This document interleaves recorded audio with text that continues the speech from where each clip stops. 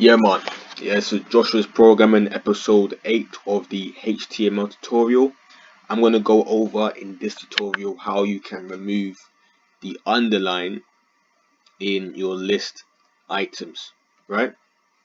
So because once again we use the A, aka the anchor, which contains the text home, products, and about us, right? We are not going to be editing the li, right? We are going to be editing the anchor, right?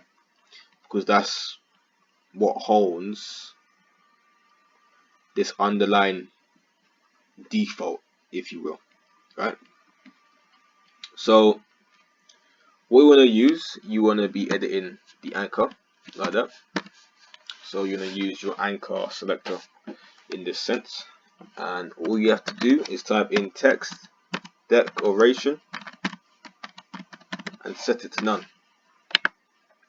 Alright, and as you can see, what that will do, that will remove the underline from from the whole list within your underline tag, right? So other than that, you guys can like, comment, share, and subscribe. And in the next episode, I'm going to go over how you can add letter spacing.